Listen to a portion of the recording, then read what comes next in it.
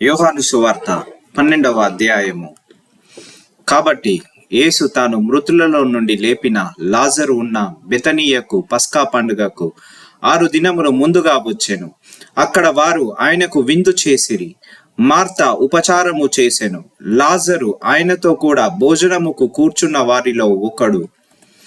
అప్పుడు మరియా మిక్కిలి విలువ గల అచ్చ జటా మాన్సి అత్తరు ఒక సేరున్నర ఎత్తు తీసుకొని యేసు పాదములకు పూసి తన తల వెంట్రుకలతో ఆయన పాదములు తుడిచెను.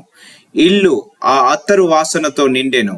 ఆయన శిష్యులలో ఒకడు, అనగా ఆయనను అప్పగింపనయ్యున్న ఇస్కరియోతు యూదా, ఈ అత్తరెందుకు 300 దెనారములకు అమ్మి బీదలకు ఇయ్యలేదనెను.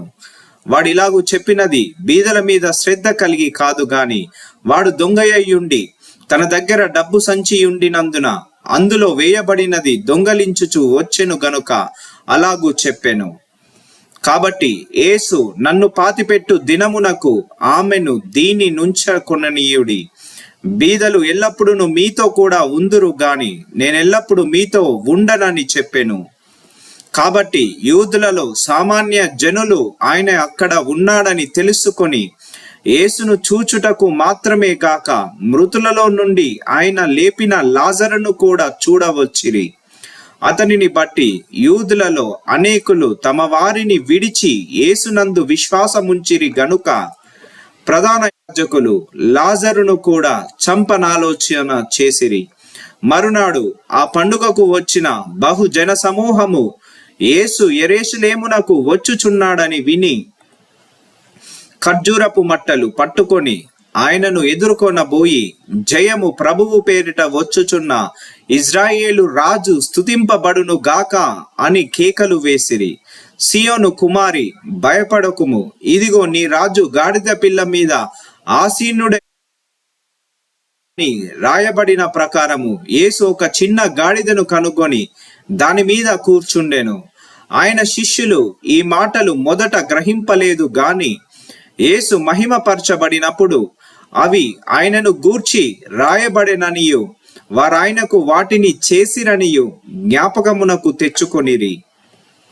ఆయన లాజరును పిలిచి మృతులలో నుండి అతన్ని లేపినప్పుడు ఆయనతో కూడిన జనులు సాక్ష్యం ఇచ్చిరి.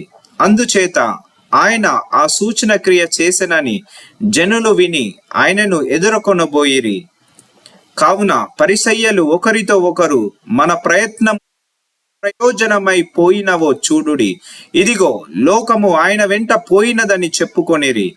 ఆ పండుగలో ఆరాధింపవచ్చిన వారిలో కొందరు గ్రీసు దేశస్థులు ఉండిరి. వారు గలిలియలోని బెత్సయిదా వాడైన ఫిలిప్పు నొద్దకు వచ్చి, అయ్యా, మేము యేసును చూడగోరుచున్నామని అతనితో చెప్పగా ఫిలిప్పు వచ్చి ఆంద్రేయతో చెప్పెను. ఆంద్రేయయు ఫిలిప్పును వచ్చి యేసుతో చెప్పిరి. అందుకు యేసు వారితో ఇట్లనెను, మనుష్య కుమారుడు మహిమ పొందవలసిన గడియ వచ్చియున్నది. గోధుమ గింజ భూమిలో పడి చావకుండిన ఎడల అది ఒంటిగానే యుండును, అది చచ్చిన ఎడల విస్తారముగా ఫలించును.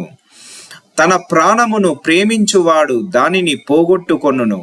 ఈ లోకములో తన ప్రాణమును ద్వేషించువాడు నిత్య జీవము కొరకు దానిని కాపాడుకొనునని మీతో నిశ్చయముగా చెప్పుచున్నాను. ఒకడు నన్ను సేవించిన ఎడల నన్ను వెంబడింపవలెను. అప్పుడు నేను ఎక్కడ ఉందునో అక్కడ నా సేవకుడును ఉండును. ఒకడు నన్ను సేవించిన ఎడల నా తండ్రి అతన్ని ఘనపరుచును. ఇప్పుడు నా ప్రాణము కలవరపడుచున్నది. నేనేమందును, తండ్రి, ఈ గడియ తటస్థింపకుండా నన్ను తప్పించుము. అయినను ఇందుకోసరమే నేను ఈ గడియకు వచ్చి తిని. తండ్రి, నీ నామము మహిమపరచుమని చెప్పెను. అంతటా నేను మహిమపరిచి తిని మరల మహిమపరుతును. ఈ యొక్క శబ్దము ఆకాశము నుండి వచ్చెను. కాబట్టి అక్కడ నిలిచుండి వినిన జన సమూహము ఉరిమెను అనిరి. మరికొందరు, దేవదూత ఒకడు ఆయనతో మాటలు. అందుకు యేసు, ఈ శబ్దము నా కొరకు రాలేదు, మీ కొరకే వచ్చెను. ఇప్పుడు ఈ లోకమునకు తీర్పు జరుగుచున్నది. ఇప్పుడు ఈ లోకాధికారి బయటకు త్రోసివేయబడును. నేను భూమి మీద నుండి పైకెత్తబడిన ఎడల అందరినీ నా యొద్దకు ఆకర్షించుకొందునని చెప్పెను. తాను ఏ విధముగా మరణము పొందవలసి ఉండెనో సూచించుచు ఆయన ఈ మాట చెప్పెను. జన సమూహము క్రీస్తు ఎల్లప్పుడూ ఉండునని ధర్మశాస్త్రము చెప్పుట వింటిమి. మనుష్య కుమారుడు పైకెత్తబడవలనని నీవు చెప్పుచున్న సంగతి ఏమిటి? మనుష్య కుమారుడగు ఈయన ఎవరని ఆయన నడిగిరి. అందుకు యేసు, ఇంకా కొంతకాలము వెలుగు మీ మధ్య ఉండును, చీకటి మిమ్మును కమ్ముకొనుకుండునట్లు మీకు వెలుగు ఉండగానే నడువుడి. చీకటిలో నడుచువాడు తాను ఎక్కడికి పోవుచున్నాడో ఎరుగడు. మీరు వెలుగు సంబంధులగునట్లు మీకు వెలుగుండగానే వెలుగునందు విశ్వాసముంచుడని వారితో చెప్పెను. యేసు ఈ మాటలు చెప్పి వెళ్ళి వారికి కనబడకుండా దాగి ఉండెను. ఆయన వారి ఎదుట ఇన్ని సూచన క్రియలు చేసినను వారాయన యందు విశ్వాసముంచరైరి. ప్రభువా, మా వర్తమానము నమ్మిన వాడెవడు? ప్రభు యొక్క బాహువు ఎవనికి బయలుపరచబడెను అని ప్రవక్త అయిన యోషయ చెప్పిన వాక్యము నెరవేరునట్లు ఇది జరిగెను. ఇందుచేత వారు నమ్మలేకపోయిరి. ఏలయనగా వారు కన్నులతో చూచి హృదయముతో గ్రహించి మనస్సు మార్చుకొని నా వలన స్వస్థపరచబడకుండునట్లు ఆయన వారి కన్నులకు అంధత్వము కలుగజేసి వారి హృదయము కఠినపరిచెను అని యోషయ మరి ఒక చోట చెప్పెను. యోషయ ఆయన మహిమను చూచినందున ఆయనను గూర్చి ఈ మాటలు చెప్పెను. ఆయనను అధికారులలో కూడా అనేకులు ఆయన యందు విశ్వాసముంచిరి గాని సమాజములో నుండి వెలివేయబడుదుమేమో అని పరిసయ్యులకు భయపడి వారు ఒప్పుకొనలేదు. వారు దేవుని మెప్పు కంటే మనుషుల మెప్పును ఎక్కువగా ఆపేక్షించిరి. అంతటా యేసు బిగ్గరగా ఇట్లనెను, నాయందు విశ్వాసముంచువాడు నాయందు కాదు, నన్ను పంపిన వానియందు విశ్వాసముంచువాడు నన్ను చూచువాడు నన్ను పంపిన వానినే చూచుచున్నాడు. నాయందు విశ్వాసముంచు ప్రతివాడు చీకటిలో నిలిచి ఉండకుండునట్లు నేను ఈ లోకమునకు వెలుగుగా వచ్చియున్నాను. ఎవడైనను నా మాటలు వినియు వాటిని గైకొనకుండిన ఎడల నేనతనిని తీర్పు తీర్చను.